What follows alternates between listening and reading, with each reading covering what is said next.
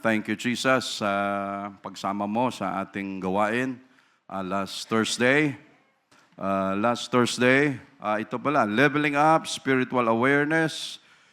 Thank you, Lord, sa pagsama mo because we can feel His Spirit sa salita niya, sa Word of God. At sinigurado natin na umpisa pa lang, ma-share na sa kanila ang Acts 2:38, ma-share na sa kanila ang 1 Corinthians 15:1-4. Dahil sabi nga natin, leveling up spiritual awareness, yung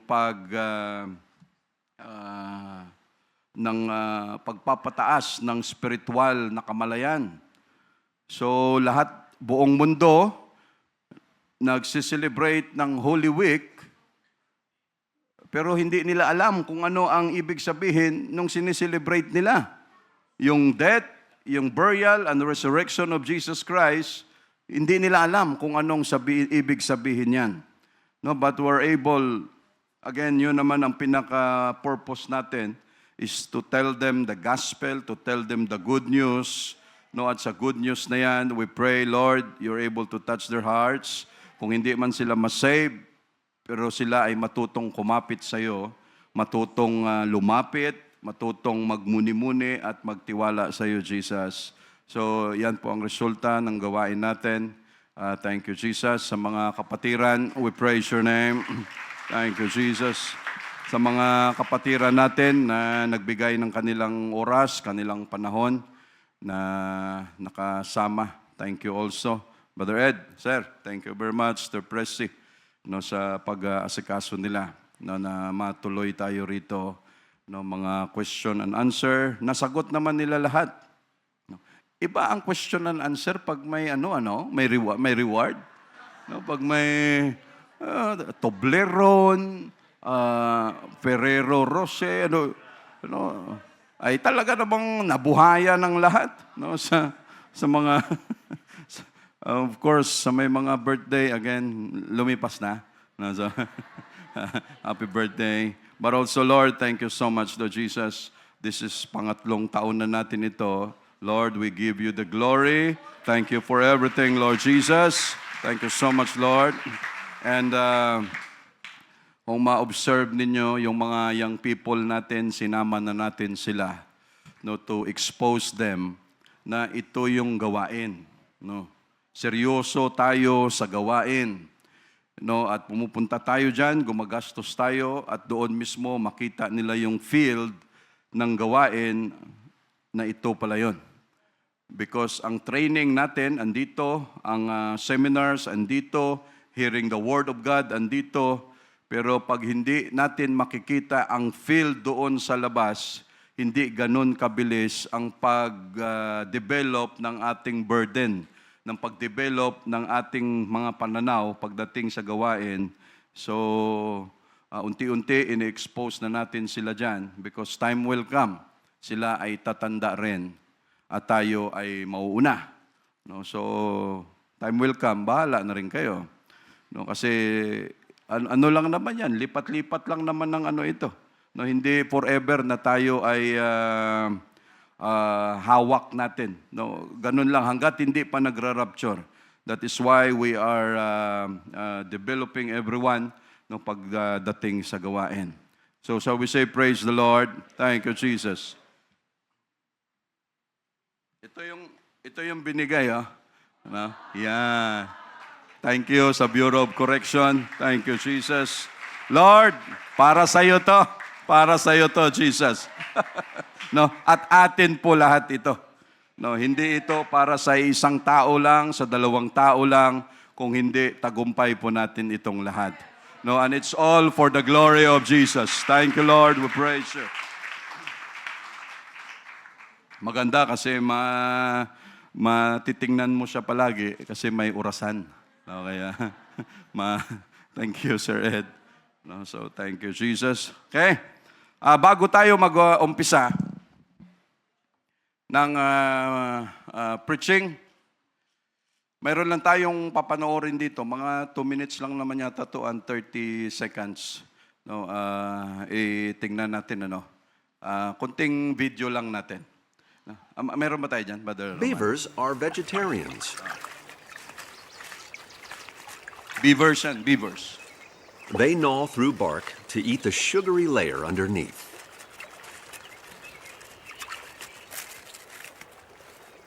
They've been gnawing through forests for 20 million years. Felling trees with your teeth takes great strength, skill, and patience. One technique is to slice halfway through and let the wind do the rest.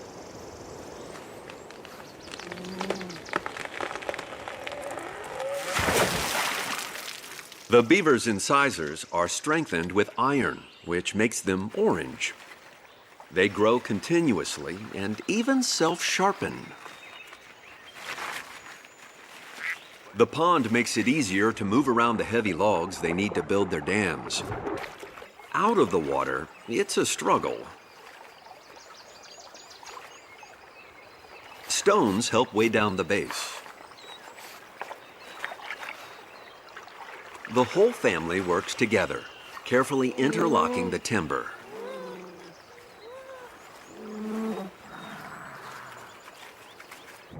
They dredge mud from the pond bottom to seal the dam.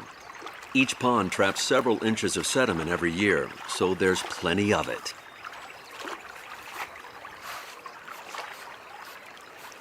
The young act as apprentice builders, learning the tricks of the trade.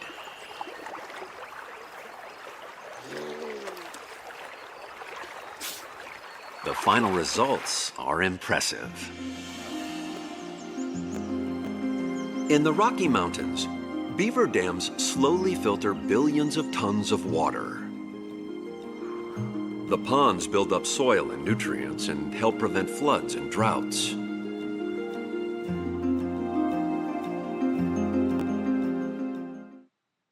Thank you, Brother Roman.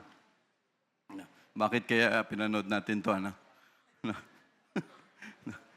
Ang title natin for this morning, Not Giving Up, But Moving On. Not giving up, but moving on. Yung nakita natin kanina, yan ang mga dam experts. DAM. No, baka magkamali tayo sa mga expert yan sa paggawa ng mga dam. No, at ginagawa nila yan pag malapit na yung mating season nila, na magkakaroon na sila ng mga supling, dahil yung dam na yan, gagawin nila sa paggawa nila, dyan sa loob mismo, andun yung kanilang bahay. No, walang makapasok, ang pasukan lang yan dito sa ilalim ng tubig, tapos pagdating dyan sa dam na yan, may mga space sila dyan na tuyong-tuyo. No, and just makita natin kung gaano sila kabusisi, no, mula umpisa, no, ano ang wisdom na mayroon sila para mabuo, no, ano ang pinakaunang ilalagay nila dyan, kasi yung ganon ang klase ng area, pag may nilagay ka dyan, ano lang yan, dadalhin lang yan ng tubig, no, pero ito ibang klase hanggat sa mabuo, at hindi lang yan para sa kanila, pag nabuo na nila yan, na-filter din ang tubig, ang vegetation, ang ecosystem, lahat dahil sa kanilang ginawa ay marami ang makikinabang. But hindi yun mabubuo if they give up and kung hindi sila magpatuloy. No, tayo pa kaya ng mga tao, they have instincts only. No, pero tayo may talino, may wisdom na ibinigay ang Diyos. Kung sila wala sa kanila yung sumuko, tayo pa kaya, no? Tayo mabilis sumuko. No? We say, praise the Lord. Let's open our Bible in the book of 2 Samuel, chapter 12. Not giving up, but moving on.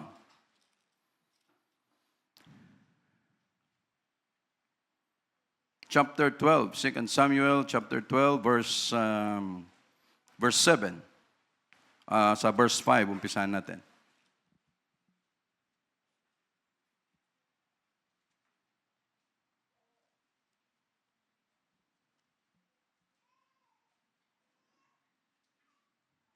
Baka gutom. Okay, verse 5. And David's anger was greatly kindled against the man. And he said to Nathan, As the Lord liveth, the man that hath done this thing shall surely die. Sa galit ni David, sobra-sobra ang kanyang galit laban dun sa tao na sinabi ni Nathan, no, na siyang kumuha ng nag-iisang alaga na kinuha pa dun sa mahirap, tapos pinatay, inihain doon sa kanyang bisita. Hindi nagustuhan ni David. Hindi pa niya alam na ang tinutukoy dito ay ang kanyang sarili. And the man that hath done this thing shall surely die. No, yung taong gumawa nito ay dapat namamatay. Verse 6, and he shall restore the lamb fourfold because he did this thing and because he had no pity. Sometimes di natin alam na andali nating manghusga, pero sa paghusga o pag-judge natin na yon, kung tutuusin, tayo pala ang gumawa nun. No? Tayo pala ang dapat bigyan ng ganong klaseng judgment. No, dapat yan na i-restore, ibalik sa kanya, no, 4 times yung tupa dahil kinuha niya and he had no pity, wala siyang awa. Pero ang nakakalungkot dahil kahit anong gawin, hindi niya na maibalik ang buhay ni Uriah na namatay. No, kasi sa Biblia, Old Testament, pag may ninakaw ka na isa, nakaw ka ng tupa, palitan mo ng 4. No, yan ang kapalit. Verse 7, and Nathan said to David, Thou art the man. No. Sabi niya, ikaw yon. No. Gulat siguro siya, no? Kasi akala niya, sekreto. No? Walang nakakaalam nito. Paano nakalusot ito? No, si Bathsheba ba nagkwento na may ginawa kaming kalukuhan? No, paano nalaman nito? Again, nothing is hidden before God. No, walang makalusot sa mata ng ating Diyos, mga kapatid. No, kahit sabi pa nga niya, kahit andun ka sa impyerno, sa ilalim na pinakakaragatan, alam ng Diyos because He created everything. No, thus saith the Lord God of Israel, I anointed thee king over Israel. No, hinirang, pinili kita bilang hari ng Israel and I delivered thee out of the hand of Saul. No, niligtas kita mula sa kamay ni Saul sa loob ng maraming taon. And I gave thee thy master's house. No, ikaw ang nagmana kung ano ang mayroon sa pamamahay ng master mo na si Saul, and thy master's wives into thy bosom, and gave thee the house of Israel and of Judah, and if that had been too little, I would moreover have given unto thee such and such things. Grabe ang Diyos mag-remind sa atin, na minsan pag lumaki, lumubo ang ulo natin, ang Diyos ay mayroon siyang paraan para i-remind tayo. Sabi niya, lahat ng mayroon si Saul, ikaw ang nagmana, ikaw ang kumuha. Sabi niya, kung hindi pa pala yan sapat sa'yo, mag-request ka lang, dadagdagan ko pa. No, kasi kulang pa pala. Na yung pag-aari ng iba, na yun na lang, sabi niya, pinakialaman mo pa. I would moreover have given unto thee such and such things. Wherefore hast thou despised the commandment of the Lord to do evil in His sight? No, dinispise mo, nilapastangan mo ang kautusan ng Panginoon. Gumawa ka ng mga kasuklam-suklam, mga hindi magandang bagay sa kanyang paningin. Thou hast killed Uriah the Hittite with the sword, and hast taken his wife to be thy wife, and hast slain him with the sword of the children of Ammon. Kailan nangyari ito, mga kapatid? Nangyari itong mga bagay na ito, ang krimen nangyari sa panahon na si David ay comforted. Sa panahon na si David ay relax ang kanyang sitwasyon. No, not in troublous times. No, kundi sa panahon na ito ay relax siya. No, pag relax tayo, nababagot tayo sa buhay, hindi mo alam ano ang gagawin, huwag kang gumawa ng hindi maganda. Huwag tayong gumawa o mag-isip ng mga bagay na hindi maganda, ay ito na lang kaya kasi nababagot na ako. No. Huwag nating gawin yan. Shall we pray for a while? Lord, thank you so much for what you've done. Thank you, Lord, for the breath of life that you've given us. Thank you for allowing us, Lord, to share your word, to share the gospel. Lord Jesus, sa pagsama mo sa gawain natin this last Thursday, thank you so much, Lord, sa paggabay, sa pagsama mo for the anointing of your word. And Lord, we're always praying that through your word, Lord Jesus, marami pang mga tao mabuksan ang kanilang puso't kaisipan na lumapit sa iyo, Panginoon. And thank you, Lord, for the outpouring of the Word of God today. Thank you, Jesus, and thank you for every visitors that you've given us. And thank you, Lord, for our new converts na sila ay nagpapatuloy. Lord, we praise your name. We love you, Jesus. We love you, Lord. We cannot do this alone. With all humility, bless your word this morning. In Jesus' name, amen. Now, so again, not giving up, but moving on. Sa verse 10, now therefore the sword shall never depart from thine house.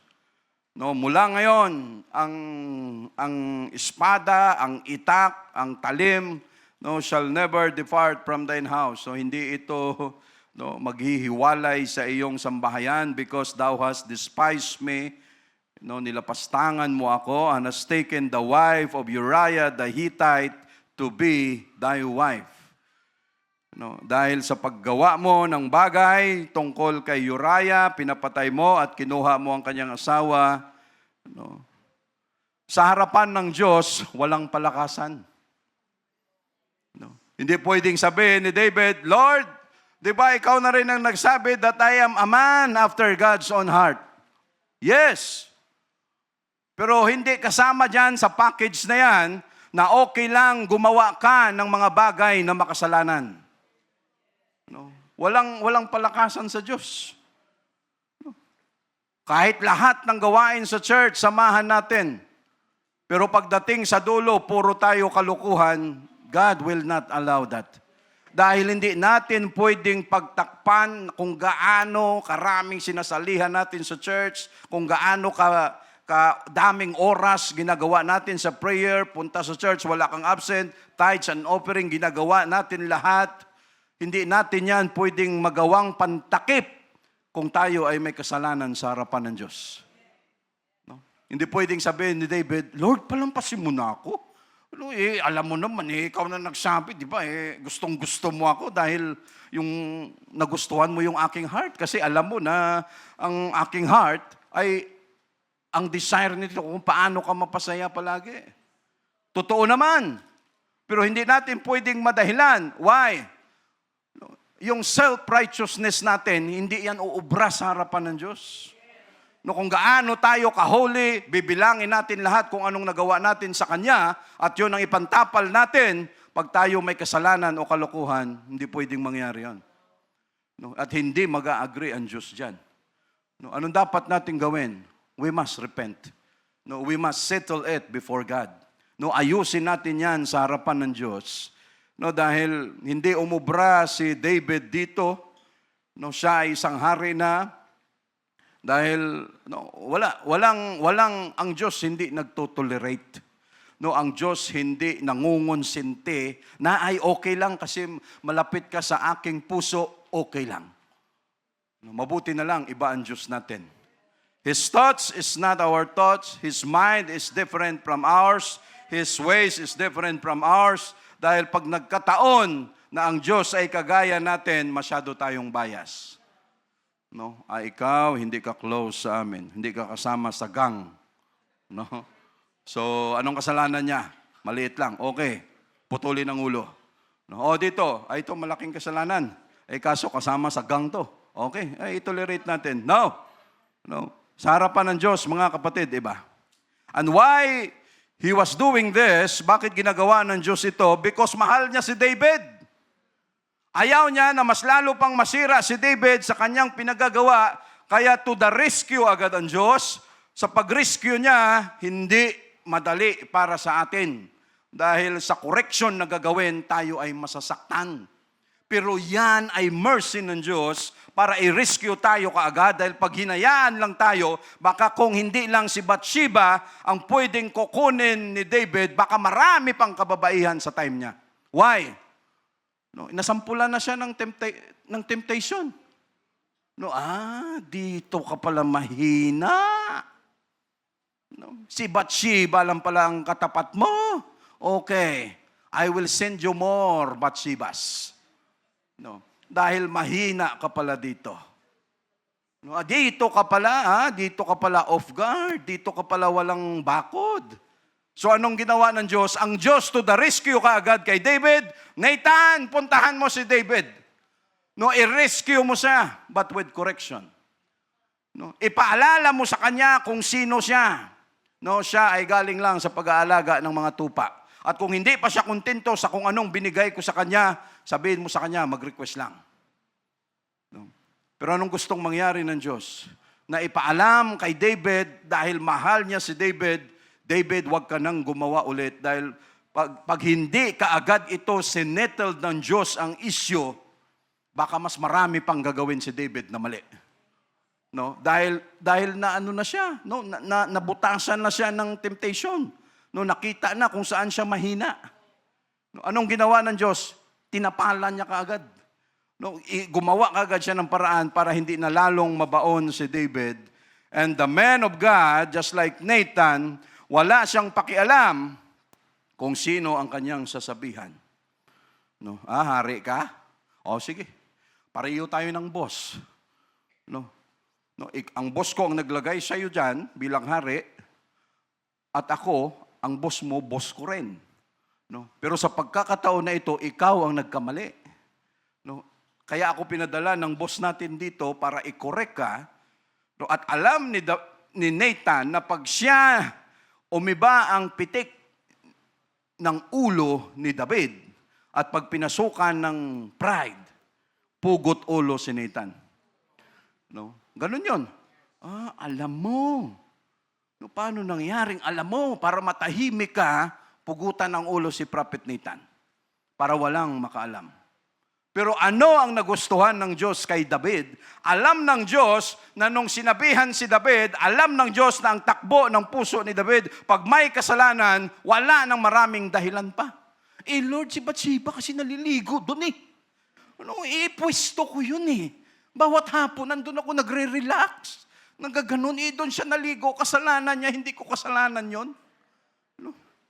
Pero si David, hindi ganon. Sabi niya, ganun ba? Ako pala yon. No, ako pa lang, wala nang maraming usap-usapan pa.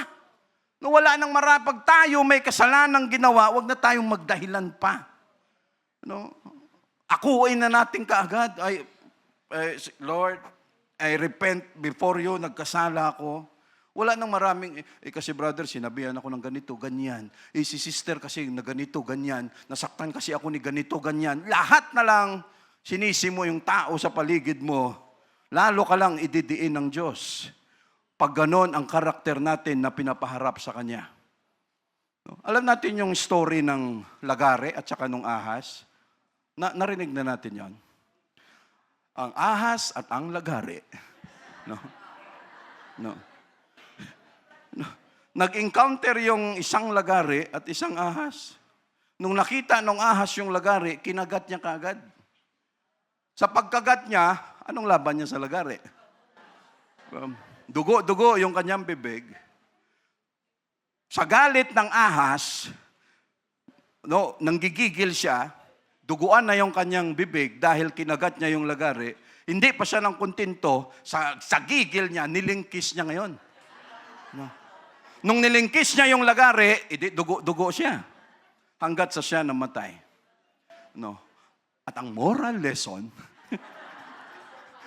ano ang moral lesson? Minsan, dito tayo mamamatay the way we react in a situation. Dito tayo mamamatay. At anong mangyayari? Self-inflicted. Self-destroy ang mangyayari. Dahil ang action natin doon sa sitwasyon, mali. Especially pag tayo galit na. Nanggigigil ka na, nagsusuper saiyan ka na, ano ka na dyan sa, ano ka na, in anger ka na. At pag ganon ang reaction natin, para tayong ahas, na nililingkis natin ang isang bagay na tayo lang ang masasaktan. No? Dahil ang reaksyon natin ay mali. No? And a man who has no control in his spirit is like a city without walls. Ang taong walang control sa kanyang espiritu. No? At itong bibig natin, no? Hindi ibig sabihin lagi tayong maintindihan. Pag sa company, mayroon kaming tiyuhin, maganda na yung negosyo, no? Di ba ma? Nakwento mo yun dati. No? Ang ganda na yung kanyang negosyo sa Toge. No?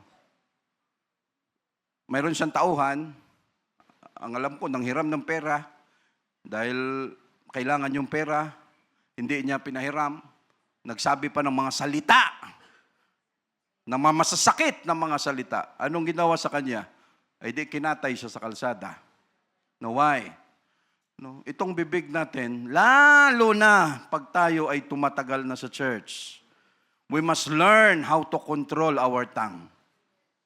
No? Dahil pag ito, nabitawan na natin ang bibig natin na ito, kahit lumipad pa tayo at bawiin, ay pasensya ka na, sorry, hindi ko sinasadya. Hindi, nasabi mo na eh. No? Yung lamat, yung sakit, kung wala lang tayong mga Holy Ghost dito, ay siguro, no? Dahil hindi ibig sabihin na may Holy Ghost na tayo, nabaptize na tayo, we are already perfect, at okay na tayo, madalas saan na-open ang kapatiran natin sa bibig natin. No, at kung sa atin ay normal lang yan, huwag natin gawing normal yan. No, dahil ibalik natin. No, kung sa'yo kaya gawin yan, no, balik na rin natin. Ikaw laging nambubuli, ikaw lagi ang nananakit ng kapwa nating kapatiran. Sa'yo kaya gawin. Tingnan natin kung anong pakiramdam. Ano natin yan, no? Yung bang, pag ginawa ko ito, no, masasaktan ba sila? So pag nasaktan sila, huwag ko nang gawin kasi masakit pala. No? Praise the Lord. No? Ano yan? Hindi yan nakasulat dito. Sinundan ko lang. No? Sa verse 10, so nakuha ng mga kabataan, nakuha niyo yung lesson sa ahas at sa lagari. No, yung reaction natin, ingatan natin palagi. No, kasi minsan tayo lang ang masasaktan, ang masisira dahil ang reaksyon natin sa sitwasyon mali. No, verse 10, now therefore the sword shall never depart from thine house, because thou hast despised me, and hast taken the wife of Uriah the Hittite to be thy wife. Thus saith the Lord, behold, I will raise up evil against thee out of thine own house, and I will take thy wives before thine eyes, and give unto them thy neighbor, and he shall lie with thy wives in the sight of this son. Nagkatotoo lahat ito, mga kapatid. Ano ang nangyari? Isa ang buhay na kinuha ni David, namatay si Uriah. Ano ang kapalit? Anak ni Bathsheba, unang anak. Si Amnon, pinatay ni Absalom. Si Absalom, pinatay ni Joab. At si Adonijah, na pinatay ni Solomon. So, 4 ang kanyang binayaran dahil sa pagkakamali. No? At ang sabi nga ng Biblia, sometimes yung pagkakamali na yan, hindi natin alam bakit tayo nahihirapan sa buhay. Yan pala ay resulta pa ng mga ninuno na nagawa nila na unto the 4th generation, nagsasuffer pa rin tayo. No? Hindi natin alam minsan yan. Verse 12, for thou didst it secretly. No, ginawa mo yan na palihim, na sikreto lang, but I will do this thing before all Israel and before the sun. Sabi niyang itong gagawin ko ay ihahayag ko ito. Kailangan makita niyo ito. Verse 13, and David said unto Nathan, I have sinned against the Lord. Ako ay nagkasala laban sa Panginoon. And Nathan said unto David, the Lord also had put away thy sin, thou shalt not die. Ang bilis ng Diyos magano, ano? Pinaliwanag niya kay David, ikaw nakagawa ng kasalanan. Ang sabi ni David, I have sinned against the Lord. Nagkasala ako sa harapan ng Panginoon. Ang sagot kaagad ng Diyos, okay. No, pinawalang sala ka na ng Panginoon at hindi ka mamamatay. No, dahil ang ginawa niya, pagpatay, so ang kapalit ay buhay din dapat. No. Verse 15, and Nathan departed unto his house, and the Lord struck the child that Uriah's wife bare unto David, anak ni Bathsheba, unang anak nila ni David, and it was very sick. No, sobrang, no, ang Diyos ang gumawa ng paraan para magkaroon ng sakit. Yung unang anak nila ni Bathsheba. Sino ang pangalawang anak ni Bathsheba? No, si Solomon. No. So, ang bata ay nagkasakit. No. Verse 16, David therefore besought God for the child, and David fasted and went in and lay all night upon the earth. So, siyempre, anak ito ni David, nagkasakit. Ano ang ginawa niya? Siya ay nagsusumamo sa harapan ng Panginoon, nag-fasting, hindi siya kumain, andun lang siya nakadapa, no, sa harapan ng Panginoon, doon sa kanyang loob, silid. No, verse 17, and the elders of his house arose and went to him to raise him up from the earth. No, yung mga elders doon, nakasama niya sa palasyo. Pinuntahan siya para siya ay ibangon, but he would not. No, ayaw niya. Neither did he eat bread with them. No, fasting si David dahil sa pagsusumamo na ang kanyang anak ay gumaling. So verse 18, and it came to pass on the seventh day, pang-pitong araw na, prayer and fasting, that the child died. Namatay yung bata. And the servants of David feared to tell him that the child was dead. Natakot yung mga servants na, ganun naman sino magsasabi sa atin na yung kanyang anak ay namatay na.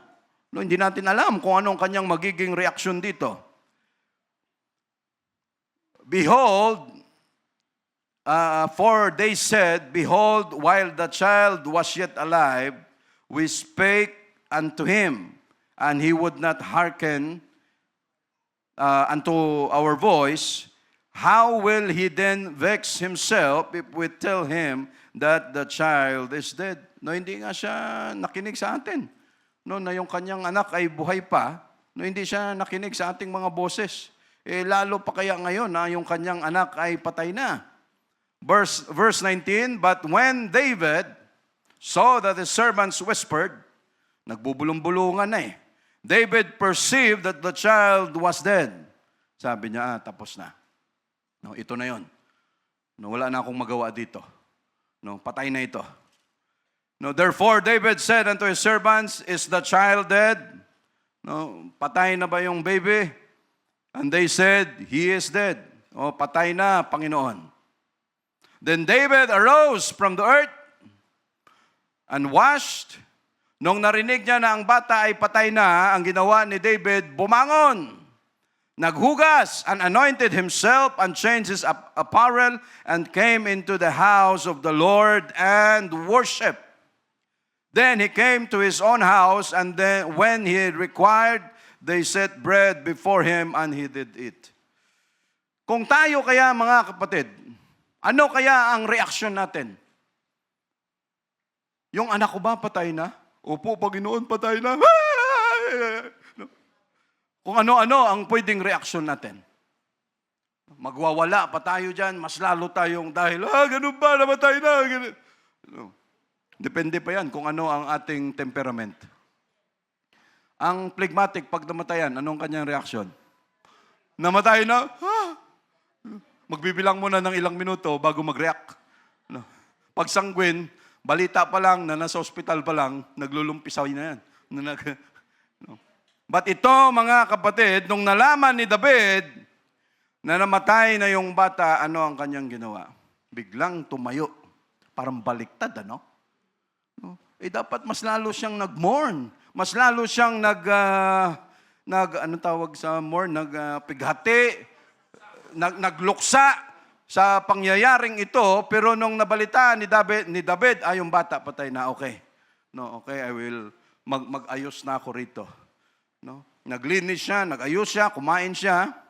At ang ginawa niya, unang-una, nung siya ay maayos na, pumunta siya sa house of God at doon nag-worship. Hindi natin alam kung ano ang kanyang mga sinabi sa Diyos, paano siya nag-worship, ano ang kanyang mga emosyon na mayroon. Pero ang sigurado na yon ang kanyang unang ginawa. And then he came to his own house, sa kanyang sariling bahay. And when he required, they set bread before him, and he did eat. Verse 21, then said his servants unto him, what things is this that thou hast done? Thou didst fast and weep for the child while it was alive. No, nag-fasting ka, nagluksa ka nung ang anak mo ay buhay pa, tapos ngayon na nabalitaan mong namatay na, parang baliktad naman sa iyong ginawa. No, parang hindi ka ba malungkot na ang anak mo ay namatay? No, ngayon ka pa nag-ayos. Verse 22, and he said, while the child was yet alive, I fasted and wept. No, habang ang bata ay buhay pa, I fasted, nagluluksa ako, for I said, who can tell whether God will be gracious to me that the child may live? No, malay natin kung ang Diyos ay maawa, no, at buhayin niya ang bata. But now he is dead. No, wherefore should I fast? No, ang bata ay patay na. No, kung saan pa, para saan pa ang fasting ko? No, para saan pa ito? Can I bring him back again? O pwede ko pa siyang ibalik? I shall go to him, but he shall not return to me. No, anong ginawa ni David, mga kapatid? David will never give up, but the time na nakita niya ang sitwasyon, he stood up, and then move on. No, hindi madali yun. No? Sa ganong sitwasyon, no, namatayan ka, nawalan, may kasalanan ka pa, at yung kamatayan ng bata dahil sa kasalanang nagawa mo, no, ang hirap bumangon. No? Pero ano ginawa ni David? Move on. No, magpatuloy. No, resilient or resilience. Naririnig natin ang mga word na ito, mga kapatid. No, resilience, nababanat, katatagan, or kakayahang makabangon muli. No, men of God should not give up, must not give up, but we must keep on moving on. No, tayo na naglilingkod sa Diyos, mga kapatid, we must never give up, lalo na sa paglilingkod natin sa Diyos, dahil yung mga tao na nag-decide na maglingkod sa Diyos, hindi yun masisira. Yung tao na nagdesisyon na siya maglingkod sa Diyos, basta ang desisyon ay para sa Diyos, hindi ka masisira doon. Mga kapatid, no, hindi nakakasira. No? But to those who are willing to give up and will not keep on moving on, do not expect victories, do not expect mga success pag ang plano mo ay mag-give up ka agad. Sino yung naka 10 years sa high school? O walang nakaabot. Brother Welp, ikaw ilang years ka sa high school? Naka 5 ka? Kami kasi 4 lang eh. Ngayon, 6 years na, no? 6 years ba? Grade 12. Sa college, Mark, naka 8 years ka sa college. No, may masteral na sana yun, ano? 8 years. Hindi dahil si Brother Remart ay tamad, but because dahil sa financial or finances, paputol-putol. Pero ang tanong, if you give up, kung ikaw ay nag-give up during that time, sigurado hindi ka ganyan ngayon. You know? Kaya sa mga kabataan, again, mga kabataan na hindi pa tapos sa pag-aaral, magsikap ng gusto, magtapos sa pag-aaral, dahil yung pag-aaral, ilang taon lang yan. Pag nakatapos na kayo, makahanap ng magandang trabaho, ang sakripisyo nyo sa pag-aaral, ilang taon lang. Pag hindi kayo nagtapos, patamad-tamad kayo sa pag-aaral, anong mangyayari? Buong buhay kayo magsisisi.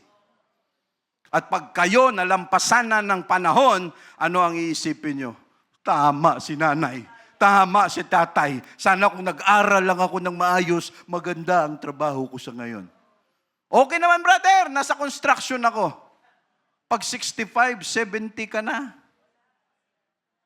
Alam mo yung kapitbahay namin, nagpapagawa doon sa bahay nila, yung kapitbahay namin. Yung mga laborers, di ba, may mason, may laborer. Alam mo yung laborers niya, Brother Lars? Brother Lars? Tawagan namin siya, Brother Lars. Brother Larry pala, Brother Larry. No. No.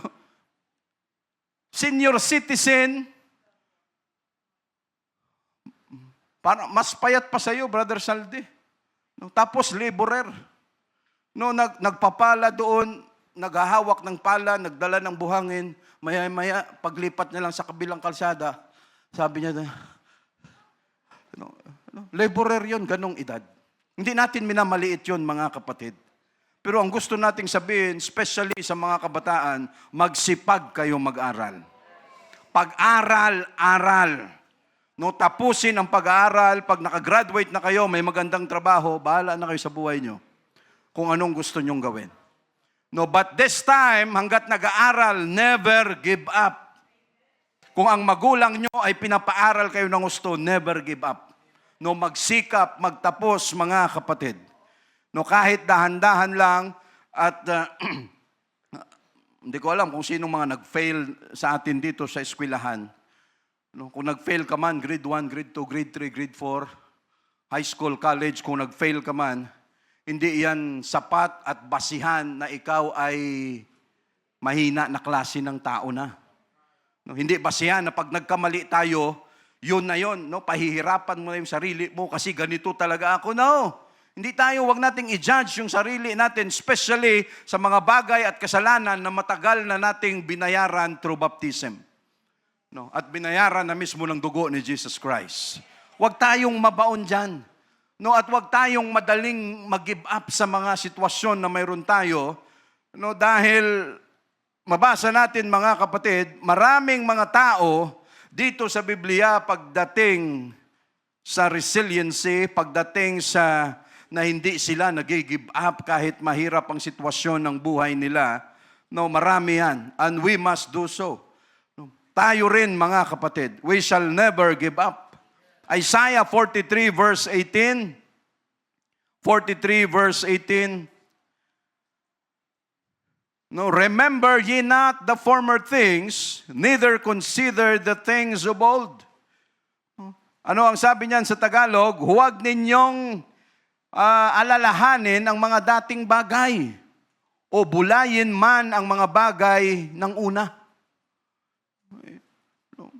Kung tayo man nagkamali noon, huwag tayong pabaon sa mga thoughts na yun.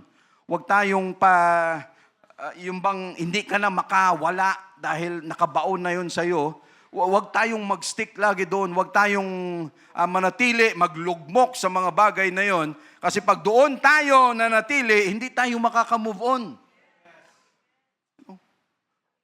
Hindi tayo makamove on kasi yung mga things of old, yun lagi ang nararanasan natin.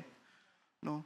Pag naranasan natin yan, especially mga traumas, mga negative na mga bagay, anong mangyayari? Anong madidevelop? Madidevelop yung galit mo. Madidevelop yung mga sama mo ng loob dyan. No, at pag na-develop na yan lahat, hindi ka na ngayon makamove on. Yung taong gumawa niyan sa'yo, laging makikita mo, laging nakasmile, tapos ikaw laging nakabusangot, laging yung ginawa mo sa akin, 25 years ago, ha? No, tapos 30 years ka na sa church. Yung kapatiran mong nakagawa niyan, 25 years ago, hanggang ngayon, dala-dala mo pa. Paano ka nakaka-move on? Paano ka nakaka-worship? Dito na naman siya. 25 years ko nang tinitiis to. Ha? Hindi pa ako nakakabawi sa'yo. No? Huwag tayong mag-dwell. Huwag tayong mag-ano dyan, mga kapatid. No? Ang Diyos na mismo nagsabi. No? Sa Philippians 3:13, Philippians 3:13, no, mga kapatid, brethren, I count not myself to have apprehended, but this one thing I do, forgetting those things which are behind, and reaching forth unto the things which are before. No, ano yan sa Tagalog? Mga kapatid, hindi ko pa inaaring inabot Datapwat, isang bagay ang ginagawa ko na nililimot ang mga bagay na nasa likuran at tinutungo ang mga bagay na hinaharap. No? Hindi tayo pwedeng mag-move on at the same time gusto mong gumive up. Gusto ko nang mag-give up, brother. Bakit gusto mo na hindi ko na kaya? Nasaktan ako, na-offend ako. Sabihin mo yan sa amin kung ilang beses kaming nasaktan. No, hindi na lang natin yung kinukwento. No? Pero lahat tayo, especially na tayo tumatagal sa church, imposible na hindi tayo ma-offend sa church. No? At kung tayo man na-offend sa church, hindi yan sapat na dahilan to give up. No, para bumigay. No, ayaw ko nang magpatuloy. Magpatuloy ka. Why? Sayang ang Holy Ghost.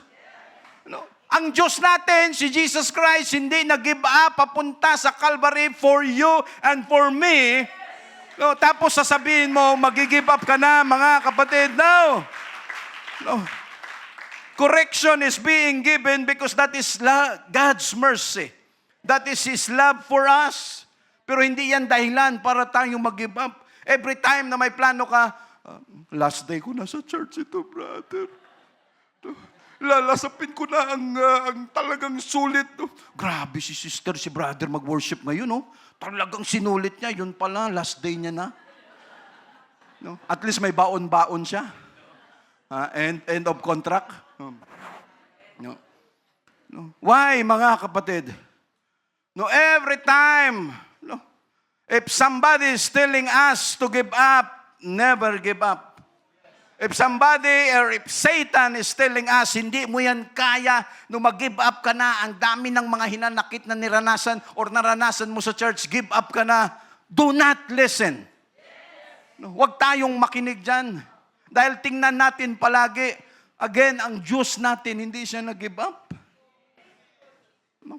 Kung tayo man ay nakakagawa ng pagkakamali, still, anong sabi niya? I consider it at nothing. No, hindi ko na kinoconsider na kasalanan mo yan. Ano lang inaantay ng Diyos? Aminin mo na ikaw ay nakagawa ng pagkakamali. Just repent. No, never give up. No? Mga kapatiran natin, mga nauna sa atin dito sa church, hindi magiging ganito ang church natin if they gave up before. No. Kung sila nag-give up noon, anong mangyayari? No, ang sabi nga ng isang kapatiran natin dito na matagal na sa church, o nakaranas ng sobrang bigat. At anong kanyang na-share? Pag nag-give up ako, paano sila? Pag nag-give up ako, anong mangyayari sa kanila? Pag nag-give up ako, makikita nila. No, anong mangyayari? Baka buong church madamay. It's true. No. Dahil hindi ibig sabihin, isa lang tayo, no. Damay-damay tayo rito. No. At ang Diyos natin ay hindi nag-give up. No. No, dahil ano ba ang mga dahilan? Bakit ang tayo umalis sa church? Number one, kung wala talaga siyang pagmamahal sa Diyos. No, wala siyang interes sa Diyos, yan ay lalayo kahit ano pa ang gawin ng simbahan sa Kanya, kahit ano pang gawin ng Diyos sa Kanya. Pag yan walang pagmamahal sa Diyos, aalis talaga yan. Pangalawa, pag nangibabaw yung sama ng loob na nakuha niya sa church, hindi niya na makayanan, aalis yan. No, sobrang sama na talaga ng loob ko, brother. I give up! Yes. No. At mag-move on ako.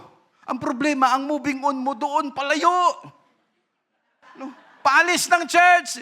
Kung gusto mong mag-move on, pag-ganon tayo, palangit. No, hindi, pababa, mga kapatid. No, hindi, palayo. No, brother, give up na ako. Yes, dito tayo mag-give up. Pag lahat yan, negative thoughts, negative thinking, mga walang kwentang bagay, yan ang i-give up natin sa harapan ng Diyos. And we must keep on moving on. And again, yung moving on natin, papunta sa taas. No, huwag yung papalayo. Huwag yung kung saan-saan tayo napupunta na naliligaw tayo na tupa. Huwag ganun. No, papunta sa Diyos ang ating moving on, mga kapatid. No. Verse 14, no, ano ang sabi ni Paul dito? Verse 14, I press toward the mark for the prize of the high calling of God in Christ Jesus. No, nagtutulin ako, nagmamatulin ako, bumibilisan ko sa hangganan sa ganitong sa gantimpala ng dakilang pagtawag ng Diyos na kay Kristo Jesus. No, at ang 2 Corinthians chapter 5 verse 17, memorize natin tong 2 Corinthians 5:17. Therefore, if any man be in Christ, he is a new creature. All things are passed away. No, yung mga lumang bagay ay wala na yan. Behold, all things are become new. No, bakit may mga taong madaling mag-give up? Madaling bumigay sa problema. At mayroon namang mga tao na bugbog na sa problema pero patuloy pa rin na lumalaban. No? Hindi sumusuko. No? Tinatamaan. Pero nagbabounce lang. Maya-maya, babalik na naman ulit. Pero hindi. No? Sa Hiroshima and Nagasaki na atomic bomb. Alam mo, sa Hiroshima at Nagasaki na atomic bomb, mayroong isang tao dyan na siya lang nakasurvive. Nung time na bumagsak yung atomic bomb sa Nagasaki, andun siya. Nung time na bumagsak sa Hiroshima, tumaiming, andun din siya. No? Kuha niya lahat. Pero anong nangyari? Nabuhay siya, tumanda pa siya. No? At hindi siya nag-give up. No? Ang iba, hindi pa naharap ang problema, nag-give up na. No? Sumuko na. Hindi pa naatubang, naharap ang problema, bumigay na. No? At anong nangyari? Reklamo pa ng reklamo sa buhay. No? At madalas ang sisisihin ang atin pang Diyos. Bakit mahirap ang buhay? No? Samantalang yan ay posibleng resulta ng ating pagkakamali.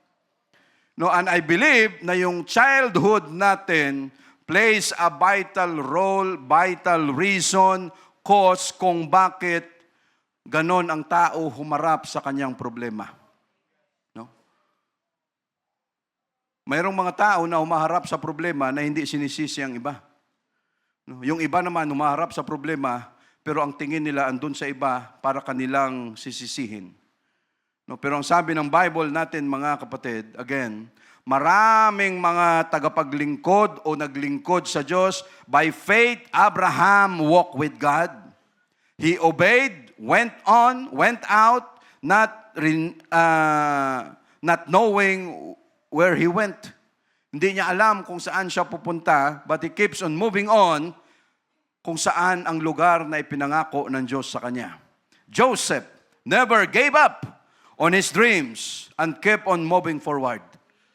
No, kita naman natin ang istorya ni Joseph. Kahit napakaraming mga trauma niya sa buhay, mga problemang inabot niya para siya mapunta doon sa Prime Minister of Egypt, pero kita naman natin na ni minsan hindi siya nag-give up. Yes, masakit, mahirap sa pagharap ng problema, pero hindi niya naisip na i-give up kung ano ang dreams na binigay ng Diyos sa kanya. And for us, mga kapatid, we must never give up. Dahil kung noon matagal pang dumating ang Diyos sa pamamagitan ng rapture, we must never give up at hindi natin ipagpapalit ang rapture, mga kapatid. No? Konting panahon na lang. Job trusted God in all things. Nawala sa kanya ang lahat, pero nagpatuloy si Job sa pananampalataya sa Diyos. Elijah trusted God in time of famine. No, patuloy na nagtiwala si Elijah. They never gave up. No? Every time may gutom, anong ginagawa ng Diyos? Okay, punta ka sa lugar na ito, may magpo-provide sa iyo dyan. Hindi ka magugutom dyan. And the most of all, Jesus Christ never gave up. No. With all the insults, with all the agonizing moments, He keeps on moving towards Calvary, no, for the redemption, for our sins, mga kapatid. No, at yung bagay na yon, the Holy Ghost that God has given us, yun lagi ang nagbibigay sa atin ng buoyancy, nagbibigay sa atin ng lakas, not to give up. No, na wag tayong bumigay, mga kapatid. No, marami na yan nakarealize sa atin. No, marami sa atin nakaranas ng mga hindi magandang bagay sa church. No, pero dito natin makukwento at anong sinasabi natin. No, paghiga mo, Pag ganun mo doon bago pumikit at pag nalampasan mo yung problema na yan, pag nalampasan natin yung trial na yan, anong sinasabi natin sa sarili natin at sa Diyos? Lord, salamat na hindi mo hinayaan na ako ay mag-give up. No? Hindi mo hinayaan na ako ay bumigay. Kung hindi, hinayaan mo ako na mag-move on, na magpatuloy sa paglilingkod sa iyo, Panginoon. No, at kung kaya nila na wala pa silang Holy Ghost, tayo pa kaya? No, sila Abraham, sila Noah, wala silang Holy Ghost, kinaya nila, they never gave up. O, imaginein mo. No, mayroon bang, ngayon, Brother Lars, sa bidding ninyo? No, o gagawa kayo, magsisit up kayo ng aircon, installation, tapos ilalagay nyo doon, Sir, 100 years po ang kontrata nito. Wala. Wala. Pero si Noah, 100 years contract, ang mayroon siya sa paggawa ng arka, pero sa loob ng 100 years, he never gave up. Hindi siya bumigay, mga kapatid. Kung tayo nanghihina, magbasa tayo ng Bible. No? Mag-pray tayo. Makipagkwentuhan ka dyan sa kapatiran. Brother, let's talk about never giving up. No. No. And continue moving on. Bakit, brother? May pinagdadaanan ka? Mayroon, brother? O sige, magkwentuhan tayo. No, dahil baka may ma-advise kami sa iyo na huwag kang mag-give up. No? Dahil kung mag-give up ka, baka damay ang mahal mo sa buhay. No, damay ang mga anak mo. Pag nag-give up ka, baka damay ang nanay, tatay mo, damay ang lahat ng nasa paligid mo, ang daming maapektuhan dahil sa desisyon na yan. Pero kung ikaw magpatuloy, damay din sila pag ang Diyos nagbigay ng blessing at reward sa iyo, mga kapatid. No? No, kaya huwag tayong maniwala dyan. No, when somebody is telling us na hindi natin kaya, kahit si Satanas pa yan, huwag tayong maniwala dyan. Pag yan negative, hindi yan sa Diyos. No, pag yan ay maganda at sa ikabubuti natin, yan ay sigurado sa Diyos, mga kapatid. No?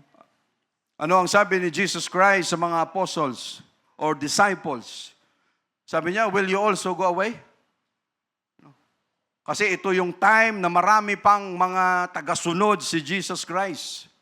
No? Tapos sinabi na ni Jesus Christ sa iba pa na andon na sumusunod sa Kanya, hindi lang sa 12, ang sabi ni Jesus Christ, ay hindi kayo makakalapit sa akin kung hindi kayo tatawagin ng Ama. Ay, nag-alisan kaagad lahat. Ang naiwan, 12. Sabi ng 12, no, give up na tayo, pre. No, 12 na lang tayo, pre. No? No, pre, wag na. No. Mabuti na lang, mayroong malakas ang loob. Mayroong sumagot sa 12, Lord, saan kami pupunta? We give up everything just to follow you. Kabuhayan namin wala na dahil ikaw ang sinunod namin. No. No, hindi sila nag-give up, mga kapatid. Kung marami dyan ayaw nang maglingkod sa Diyos, wag natin silang gayahin. Because never or giving up is not our option pagdating sa paglilingkod sa Diyos. No. Pero sa music, Brother Lars, give up talaga kami dyan. No. Sa music, wala, give up talaga. Kahit anong gawin natin, Brother Roland, ano? Give up talaga kami dyan. Pero pagdating sa paglilingkod sa Diyos, mga kapatid, we must never give up. No, dadaan lang yan. Sama ng loob, palipasin lang natin yan. Dahil walang sama ng loob na tumatagal ng sobra-sobra. Maliban na lang kung gusto mong hawakan at dibdibin palagi, hindi yan makakaalis. May problema sa buhay natin, walang bagyo na tumatagal ng 1 buwan. No, lahat ng bagyo sa buhay natin, dadaan lang yan. Kumapit lang tayo sa Diyos na hindi tayo masira at pagdaan ng bagyo, anong sasabihin mo? Lord, thank you, hindi kami nag-give up. Lord, thank you, hindi kami bumitaw. No. Mabuti na lang, and sometimes, yon ay kailangan lumabas sa bibig natin. Pag ikaw nanghihina, it is good sometimes. Paglapit mo rito sa Diyos, o ikaw lang mag-isa, ay hindi, Lord, hindi talaga ako mag-give up. No? Kasi the more na sinasabi mo, the more na lumalakas ka. Lord, I will not give up. Lord, I will not give up. Kahit mahirap ang sitwasyon. Kasi minsan pag itago mo lang yung sarili mo, parang walang nangyayari. No, pero Lord, kaya natin ito. Sasamahan mo ako rito, Panginoon. Hindi ako mag-give up dito, basta samahan mo lang ako. No, dahil nakita na yan natin, mga kapatid, No, yung mga forefathers natin, namatay sila, pinagpapatay sila just to stand for this kind of faith that we have today. Hindi sila nag-give up. Kung sila nag-give up, wala tayo dito ngayon. No, at walang makikinabang dito, mga kapatid. No? Ngayong linggo, no, hanggang ngayon, ano pa, no? Mamaya pa yung sundo. O yung... tapos na, kanina. Kanina, madali nga, hindi natin nabantayan, ano? Hindi natin na... No, tapos na. Last Friday night, andyan, dumaan lahat. No, andyan, nakapila, andyan, nagprosesyon sila dyan. No, lahat ng mga kanya-kanyang ano nila, dala-dala nila dyan. So, nakita, na-observe namin lahat. No, at ang nakakalungkot, mga kapatid, no, everyone is celebrating Holy Week, kahit buong mundo. Ang nakakalungkot na mas marami pang naniniwala sa mga bagay na ito kaysa sa maniwala sa salita ng Diyos. No? At kung ano ba ang laman ng Holy Week na sineselebrate ng mundo. But again, we are so thankful to God because our mind, our heart, our spirit ay klaro kung bakit nangyari ang death, burial, and resurrection kay Jesus Christ, mga kapatid. The thing that He has given us. No, yan, nakakalungkot. No, maraming tao ang naniniwala sa mga bagay na yan kaysa sa maniwala sa Diyos. No, kahit dito sa church natin, hanggang ngayon, sigurado, mas marami pang naniniwala sa multo, tikbalang, aswang, ano pa? Ano pa mga, ano na yan, mga engkanto na yan? No, sa mga albularyo, sa mga kapre, mga tikbalang, even with the Holy Ghost. No. O sino naniwala hanggang ngayon sa multo? Sa aswang? Sabi ni Brother Ricky. No. Totoo, mga kapatid. Sometimes ang paniniwala natin sa mga bagay na ito, mas mataas pa kaysa sa maniwala tayo sa salita ng Diyos. No? Araw-araw, dumadaan ka dyan, pag-araw, okay naman. Pero bakit paggabi na wala ng kuryente, walang ilaw, bakit ayaw mo nang dumaan dyan? Dahil may naririnig ka, dahil may shadow. Brother, hindi ako nakaka-pray, lalo na dito sa compound, no, pagdating ng gabi, kasi pagdating, ay talagang may naririnig akong yapak. No, talagang may ganun. No, pag sa bubong, ang dami nating maririnig dahil ang daming pusa dyan. At ang yapak ng pusa, parang tao. No, tak, tak, pag nagtatakbuhan pa yan, akala mo mga bata o mga tao nagtatakbuhan. No? At yan, minsan, again, nakakalungkot minsan. No? Na kahit dito sa church, may naniniwala pa rin sa multo. Taas ng kamay. No, lahat hindi na naniniwala. Ay, brother, ikaw, masabi mo kasi hindi ka pinaparamdaman. Kami, laging pinaparamdaman. No, again, familiar spirits, evil spirits, demon-possessed, mayroon yan sa Biblia. Pero itong mga aswang, mga tikbalang, mga multo, mga white lady, lahat, no, again, no, minsan nakakalungkot yan. No, na kahit may Holy Ghost na tayo, pero ayaw nating i-give up ang ganitong klaseng mga thoughts. Ayaw nating bitawan yung ganitong klaseng paniniwala. No, ayaw nating mag-move on. No, hindi ba? Bahala na, brother. Basta magkamatayan na sila dyan, basta hindi ako dadaan dyan sa madilim na yan. Kasi talagang, bakit ganun, ano? Grabe, ano? Baon na baon. Baon na baon sa atin ang kultura at tradisyon na yan na wala namang basihan dito sa Biblia. No, and even with the Holy Ghost, naniniwala pa rin tayo. No? Is it not an insult to our God? No, that even with the Holy Ghost, tapos hindi natin i-give up yung mga paniniwala na yan. No, hindi, brother. Pag ikaw, pinaramdaman talaga. No. No. Pinaparamdaman ka because you entertain it. No. No. Because you cater to it. No. At hindi mo alam, sometimes that is familiar spirit, demon spirit, evil spirit. Marunong siya. Andyan yan sa Biblia. No, pero wag tayong magdwell, wag tayong maglaro dyan. Every negative thoughts, again, mga kapatid, we must give up. Ang bilis ng oras, tapos na pala ako, sorry. No, so again, we say praise the Lord. No, ang Diyos mismo nag-advise, hindi lang manggagaling sa atin ang encouragement, mga kapatid, pagdating sa paglilingkod sa Diyos, kung hindi ang Diyos mismo nag-i-encourage sa atin na magpatuloy. No, again, bilisan ko lang ito, wala pang 5 minutes ito. Ang sabi ng Diyos kay Samuel, no, ang sabi niya, Samuel, no, how long will you mourn for Saul? No, sabi niya, hanggang kailan ka na mag-mourn, magluksa para kay Saul? Sabi niya, tumayo ka dyan. No, tama na yan. No, move on, continue, magtrabaho ka na. Si Elijah, ganun din. No, di ba, si Elijah, kung saan-saan pumunta. Nagbiyahe pa ng 40 days, napakalayo, nahirapan lang siya, pero nung sabi ng Diyos, ito na yung pagkain, through an angel, bumangon ka na, may trabaho na tayo, move on, magpatuloy ka. Anong sabi niya kay Moses? Moses, huwag kang magdwell sa kung ano ang past mo. No, kung paano ka nakapatay ng isang Egyptian, ikaw ay isang murderer, sabi niya, move on, tanggalin mo na yan sa isip mo dahil ang laki ng trabaho mo na gagawin para ilabas ang mga people of Israel out of Egypt. Sabi niya, move on. No, pagdating kay Joshua, ano ang sabi ng Diyos? Sabi niya, Joshua, tumayo ka na dyan, huwag kang matakot, matatalo niyo yung AI. Kasi natakot na si Joshua, baka kung ano na naman ang mangyari dahil sa nangyari doon sa AI na natalo sila. Pero ang Diyos na mismo ang nagsasabi, ang nag-i-encourage sa mga tao niya, never give up, just move on. No, magpatuloy, mga kapatid. And again, thank you, Jesus, for the word of God this morning.